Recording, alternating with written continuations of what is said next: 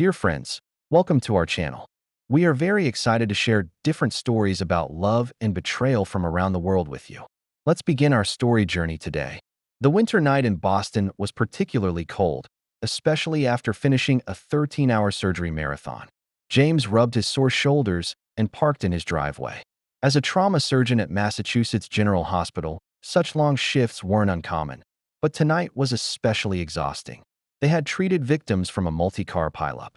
James pushed open the door tiredly, hoping to hug his wife Laura and share the joy of saving 3 lives with his daughter Emily.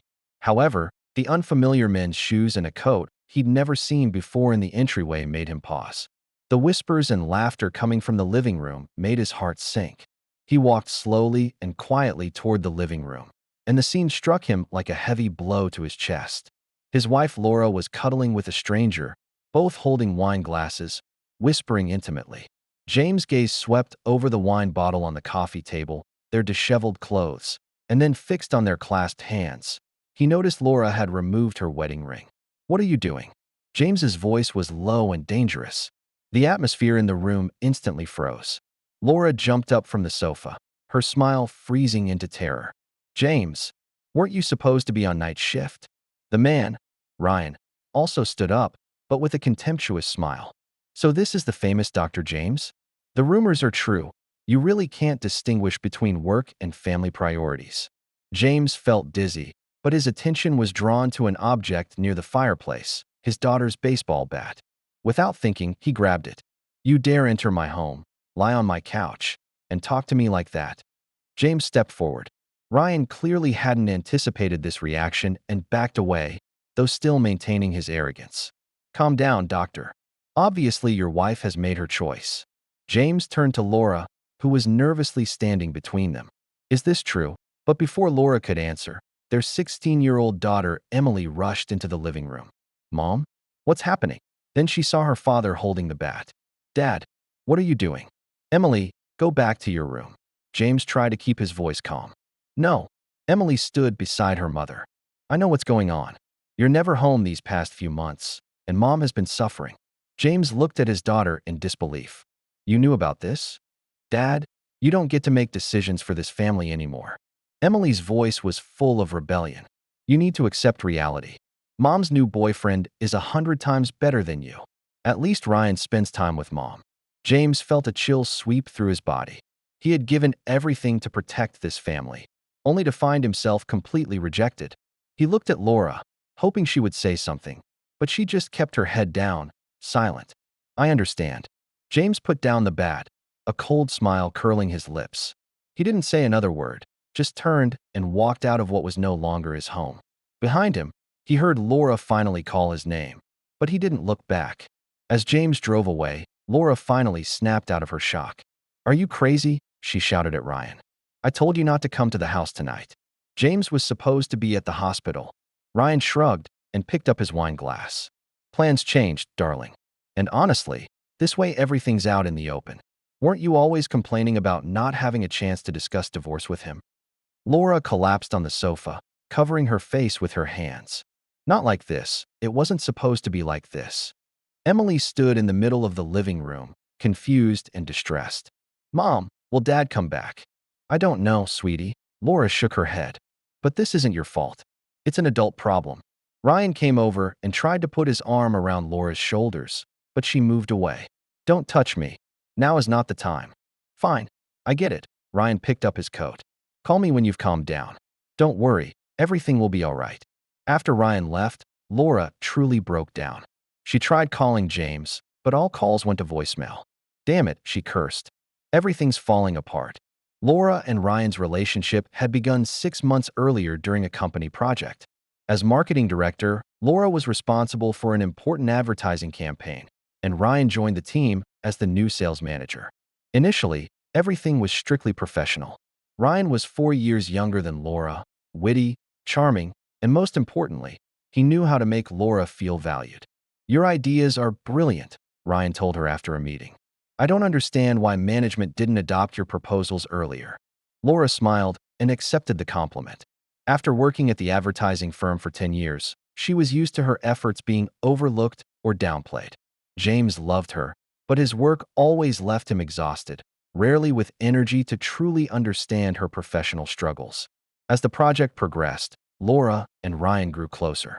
It started with conversations over lunch, then coffee after work, and eventually dinners without colleagues. Ryan gave Laura attention and appreciation she hadn't felt in years. Ryan also had a complex side. He occasionally mentioned his setbacks on Wall Street and how betrayal by a former boss had derailed his career.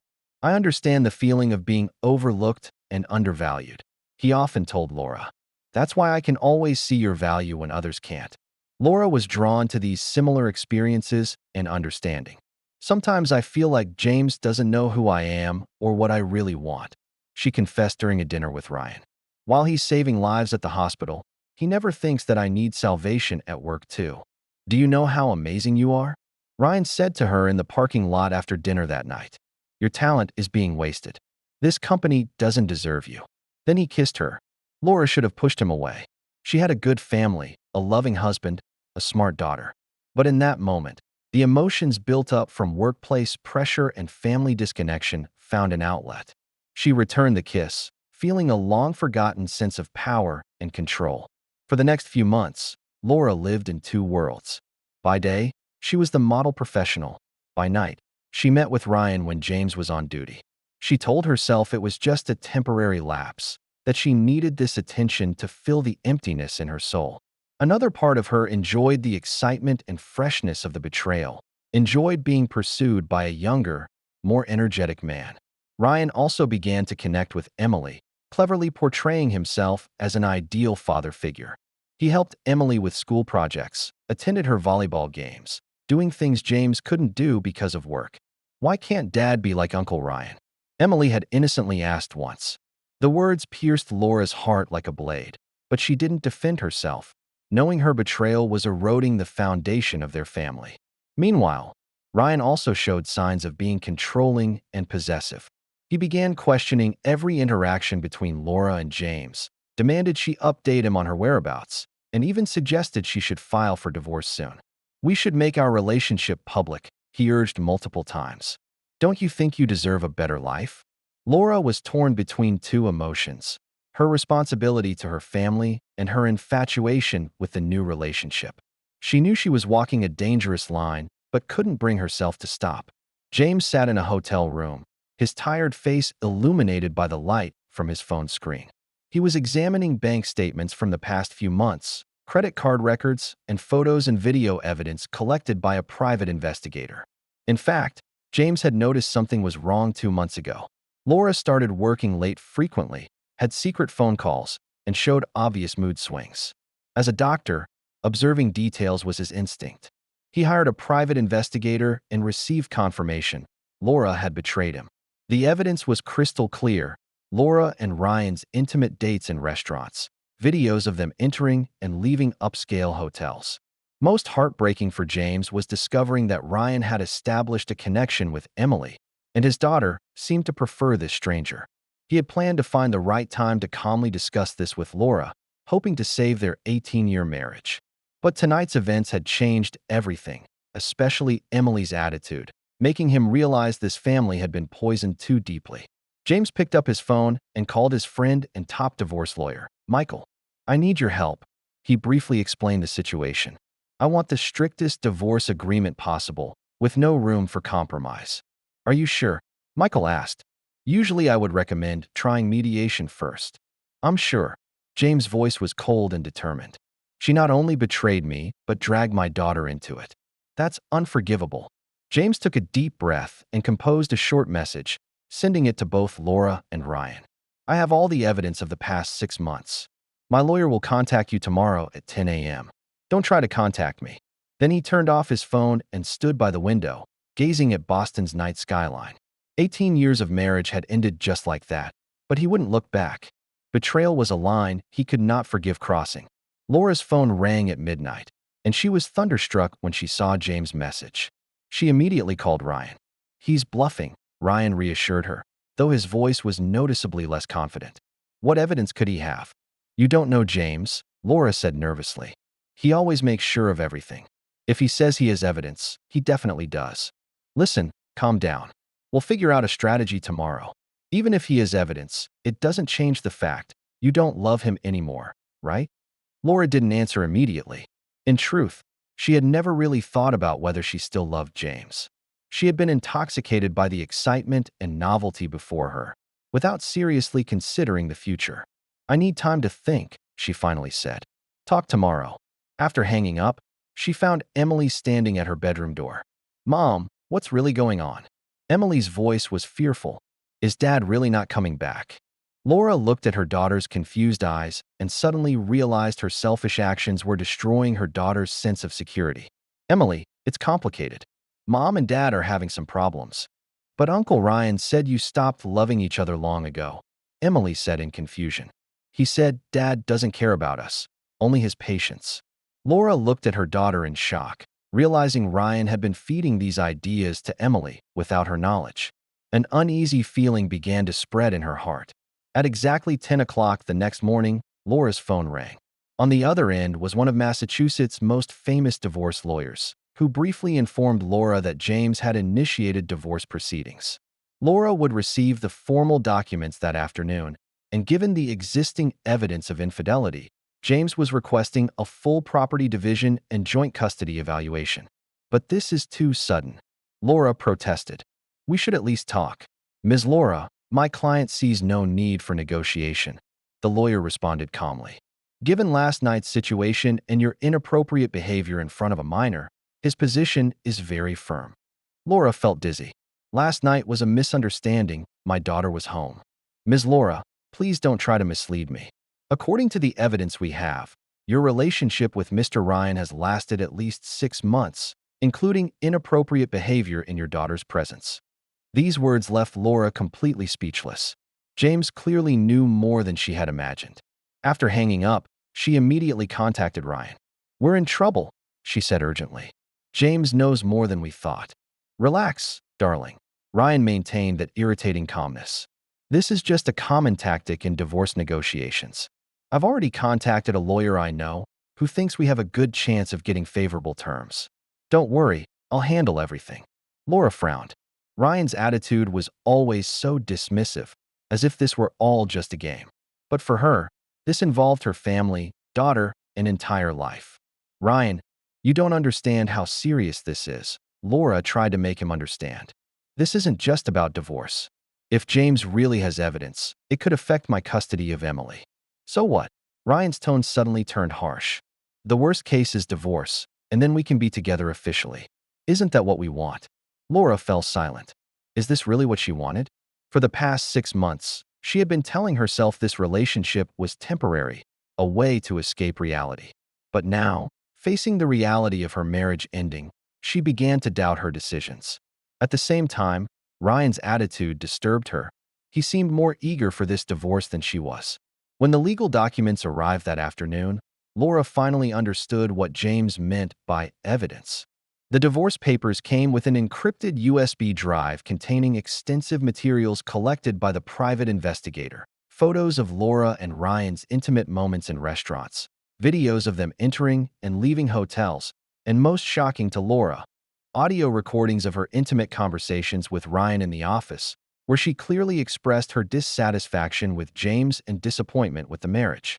Worse still, there were records of Ryan's conversations with Emily, showing how he systematically undermined James in Emily's presence, built up his own image, and even suggested that Laura and James' marriage was already over in all but name. Laura's hands shook so much she could barely hold the mouse as she played the last recording of Ryan speaking to someone else on the phone. Of course, Laura is a good stepping stone. Just a few more months, and I'll get the marketing director position. She's so easy to manipulate, especially after I pretended to appreciate her mediocre ideas. As for her daughter, that was even easier. Teenagers are always easily manipulated. "No, this can't be," Laura murmured, feeling sick. She had thought Ryan truly understood and appreciated her, but now she realized she was just a tool for his professional ambitions. She immediately called Ryan, but the call went to voicemail. She sent a message. "I need to see you right away. James has recordings of us, including the one where you told someone I was just a stepping stone." Half an hour later, Ryan replied, "At work, can't talk. Don't panic. Any recording can be taken out of context." We'll talk tonight. Laura decided to go to the office to confront him face to face. However, when she arrived, an even bigger shock awaited her. The HR director was waiting for her, grimly informing her that the company had received reports of her inappropriate relationship with Ryan, as well as allegations of leaking confidential company information. "This is absurd," Laura protested. "I never leaked any company information. Ms. Laura, we have evidence showing you shared internal data from multiple confidential projects with Mr. Ryan, violating the confidentiality agreement you signed." The HR director handed her a stack of documents. "These are copies of emails you sent to Mr. Ryan, containing proprietary information from multiple clients." Laura looked through the documents, recognizing emails she had indeed sent to Ryan, but at the time, Ryan claimed he needed the materials to complete his sales reports. She never imagined these would be used against her. "Where is Mr. Ryan?" Laura asked, her voice shaking with anger. "Mr. Ryan submitted his resignation this morning," the HR director answered. "He claimed he needed to handle personal matters. He specifically mentioned the potential negative impact of his relationship with you on the company and expressed willingness to cooperate with any investigation." Laura felt the world spinning. Ryan had completely abandoned her and may have even reported her himself, leaving her to bear all the consequences alone. She was asked to collect her personal belongings and leave the company immediately, with a formal termination letter to be delivered within a week. When Laura returned home in a daze, she found Emily waiting in the living room, her face streaked with tears. "Dad sent me a message," Emily said, her voice choked. "He said he loves me, that he will always love me no matter what happens, but he can't come home right now. He also sent me all the things Ryan said about me." Laura sat down beside her daughter, not knowing how to explain everything. "Emily, is it true?" Emily demanded, her eyes filled with anger and pain. "Was Ryan just using us? Why did you believe him? Dad never said he didn't love us." Laura couldn't answer this question. She had allowed a stranger into their lives out of pure selfishness and vanity, destroying their family. "Emily, I made a mistake. A very serious mistake." "A mistake?" Emily shouted, her expression suddenly looking so much like James. "You ruined our home. This isn't just a mistake." Emily stood up and walked to her room, leaving Laura alone to face the chaos she had created. That evening, Laura tried to contact Ryan, but his phone was disconnected and his social media accounts had been set to private. Through mutual colleagues, she learned Ryan had accepted a position at another company, and most painfully ironic, the opportunity came through client contacts Laura had shared. That night, Laura truly faced the consequences of her choices for the first time. She had lost her husband, her daughter's trust, her job, and her self-respect. And the man who had lured her down this path had already walked away, not caring about her fate. 2 weeks later, Laura received a summons from the court. Besides the divorce proceedings, she also faced a civil lawsuit from her former employer, charging her with violating confidentiality agreements and business ethics. Worse still, Ryan was a key witness, providing testimony against her, claiming all information sharing was initiated by Laura for personal gain. Laura's lawyer told her with a grave expression, "The evidence is against you, Laura.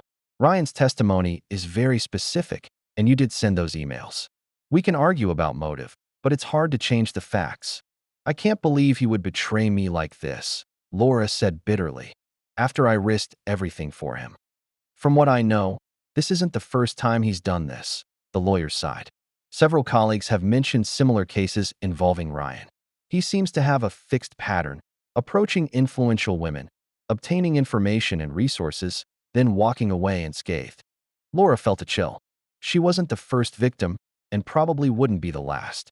She had allowed her vanity and dissatisfaction to be exploited by a skilled manipulator, and the price was her entire life. Meanwhile, James had moved to an apartment on the other side of the city and started a new life. He refused all of Laura's contact attempts, communicating with her only through lawyers regarding divorce and Emily's custody. Among colleagues and friends at the hospital, James always maintained a professional attitude, never discussing personal issues. But those who knew him noticed that his eyes had lost their former warmth, replaced by a hint of vigilance and detachment. He worked even harder, often volunteering for overtime, as if trying to fill the void in his life with work. Only when with Emily did James show his softer side. Although Emily initially resented her father, believing he was the cause of the family's breakdown, as Ryan's true face was revealed, she began to approach her father again. "He never really loved us, did he?" Emily suddenly asked during a weekend visit. James paused his dinner preparations, answering carefully, "I don't know if he loved you or your mother, Emily, but I know he loved himself first." "Mom was so stupid," Emily said angrily. "How could she be fooled by him? Everyone has weaknesses," James said calmly, though his heart was not calm. "What's important is what you learn from it." Emily was quiet for a moment, then asked, "Will you forgive Mom?" James hesitated briefly, then continued chopping vegetables, his voice firm. "No, Emily. Some things cannot be forgiven. But that doesn't mean we must live with anger and hatred. I choose to look forward and build a new life." Emily nodded, seeming to understand her father's position. This 16-year-old girl had been forced to grow up in just a few weeks, facing the complexities and betrayals of the adult world. Emily's emotions also changed from disappointment with her mother to anger. When she learned Ryan was actually using her to hurt her father, she felt completely betrayed. Her schoolmates had also learned about the scandal. Ryan's ex-girlfriend, upon discovering his new relationship, had posted the whole incident on social media, exposing Laura's identity. "Everyone is talking about us behind our backs." Emily broke down in tears one day after school. "They're saying Mom is a homewrecker, that Ryan has conned several married women. I hate all of this. I hate that you let this happen." Laura couldn't defend herself, knowing everything was caused by her choices. She tried contacting the school, but they kept their distance from family issues. She attempted to arrange psychological counseling for Emily, but her daughter refused to go with her. Emily began spending more time at James' apartment, only returning to their former home when necessary. Laura found herself increasingly lonely, trapped in a life she had destroyed with her own hands. Meanwhile, Ryan was thriving at his new company. Through social media, Laura saw him frequently attending industry events, taking photos with important clients. He seemed completely unaffected by the turmoil, while her life had sunk into a quagmire. 3 months later, the court ruled on Laura's lawsuit with her former employer. Laura was ordered to pay substantial damages to the company, nearly depleting her savings. The divorce proceedings were also nearing completion, with James gaining primary custody, while Laura needed to pay partial child support, despite being currently unemployed. At the divorce hearing, Laura made one last attempt to communicate with James. "Can we talk privately?" she asked when the lawyers temporarily left. James' expression remained unchanged, still calm and detached. "We have nothing to talk about, Laura. Everything has been communicated through the lawyers. I just want to say I'm sorry." Laura struggled to control her emotions. "I know it doesn't change anything, but I want you to know I realized the mistake I made." James looked at her, his eyes showing no anger, only indifference, which was more devastating than anger. "Your apology means nothing to me, Laura. I've moved on, and I suggest you do the same." As James left the courtroom, he didn't look back, and Laura understood that she had lost not just a marriage, but any respect or care from someone who once truly loved her. Even more shocking to Laura was learning through former colleagues that Ryan had already begun pursuing another married woman at his new company, using exactly the same tactics: compliments, attention, and false promises. She considered warning the woman but realized she had lost all credibility. No one would believe someone labeled as a homewrecker and company traitor. This sense of helplessness pushed Laura into depression. She began questioning every decision, doubting her judgment. Once confident, independent, and successful in her career, she had become socially isolated and financially struggling. Meanwhile, James' life began getting back on track. He was nominated for the position of head of trauma at the hospital, and his professional reputation continued to rise. His relationship with Emily was also healing. They began attending family therapy together, learning how to live within their new family structure. "I saw Mom at school today," Emily said one evening. "She came to drop something off. She didn't look good." James put down his work and looked at his daughter. "Did you talk to her?" Emily nodded. "She apologized, said she hopes one day I can forgive her." "What do you think?" James carefully asked. Emily was silent for a moment. "I don't know. I'm still angry, but seeing her like that." She said she found a job at a coffee shop and lives in a small apartment. James didn't show sympathy, but also didn't add to Emily's burden. You don't need to decide about forgiveness right away, Emily. It takes time, and it's your choice. Emily nodded. You really will never forgive her, will you? Some things, once done, cannot be undone, James calmly replied. Trust, once destroyed, is hard to rebuild. But that doesn't mean you must make the same choice I did.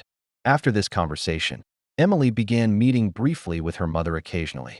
Although their relationship remained tense, at least some connection was established. James neither approved nor disapproved. He respected his daughter's decision while maintaining his own boundaries. A year after the divorce, an unexpected event changed the situation. Ryan was arrested for multiple workplace sexual harassment and business fraud charges. Police investigation revealed that he had long been using the same tactics to manipulate women for professional gain, then using the information obtained for corporate espionage and blackmail. Laura was just one of his many victims. News reports mentioned that several of Ryan's victims had united to provide key evidence, resulting in multiple criminal charges against him. The incident caused an uproar in the advertising industry, with many companies beginning to review internal policies to prevent similar situations. Laura received an inquiry from the police, requesting her testimony as a witness. Although this meant facing her painful past again, she decided to cooperate with the investigation. It was her first opportunity to take responsibility for her actions while exposing Ryan's true nature. I don't want to justify my choices, Laura said during her testimony. I let down my family and violated professional ethics. But I hope my experience can help others avoid similar traps. Laura's testimony, along with statements from other victims, ultimately helped the court sentence Ryan to 10 years in prison for charges including business fraud, blackmail, and privacy invasion. The exposure of the incident unexpectedly brought Laura several job offers. Some companies valued her first-hand experience with workplace manipulation, hoping she could help build safer work environments. Although the salary was far less than before, it gave her a chance to rebuild her life. The news soon reached James. One evening, he received an email from Laura. I know you don't want to communicate with me, and I understand and respect your decision. I just want to let you know I've cooperated with the police to prosecute Ryan, hoping to prevent him from hurting more people. This isn't to seek your forgiveness, just to let you know I'm trying to take responsibility for my mistakes. Wishing you and Emily well. James read the email without replying, simply closing his computer. His feelings for Laura had long since frozen, but he admitted her actions at least showed some courage and responsibility. 6 months later, James accidentally encountered Laura at the hospital. She had come to accompany a friend for a checkup and looked somewhat better than Emily had last described. They met in the hallway, and after a moment of awkwardness, James simply nodded in greeting. James, Laura said softly, not trying to get closer. You look well. Thank you, James responded, his tone neutral but no longer hostile. Emily told me you found a new job. Laura nodded. Yes, at a consulting firm. We help businesses identify and prevent workplace manipulation. James made no comment on this, only saying, That's good. Emily will be at your place this weekend. She mentioned wanting to see a newly released movie. Hope flashed in Laura's eyes. Yes, I've already booked the tickets. After the brief conversation, each went their separate way. This wasn't reconciliation, not even forgiveness, just two people who once loved each other learning to continue living after the break. James would never forget or forgive the betrayal, but he chose not to let anger and bitterness dominate his life. 2 years later, at Emily's high school graduation ceremony, James and Laura sat in different sections of the audience. When Emily gave her speech on stage, she thanked her parents for their support despite difficult times. In the post-ceremony photos, Emily stood in the middle, with her parents on either side, maintaining a polite distance. I'm proud of you, James said while embracing his daughter. You're stronger than I imagined. Thank you for never giving up on me, Dad, Emily responded. Even after all those horrible things I said. Laura watched this scene, understanding she could never fully repair the damage done to the family. But she had learned to accept this reality and tried her best to be a good mother within the new boundaries. That night, Emily received a letter from prison. Ryan had heard about her graduation and wrote to congratulate her, suggesting he hoped to re-establish contact after his release. Emily handed the letter to the police, strengthening the restraining order against Ryan. He will never change, Emily told her parents. But at least the three of us are not who we used to be. James looked at his now mature daughter and nodded in agreement. Laura lowered her head, looking at her hand where her wedding ring once was. Now only a faint mark remained, reminding her of the happiness she once had and destroyed with her own hands. Life continued forward, each carrying their own scars and lessons. James would never forgive betrayal. Laura could never escape her choices, and Emily learned her own life lessons from her parents' mistakes. If this story resonates with you, please don't forget to like, share, and subscribe to our channel for more great content. Looking forward to seeing you in our next story.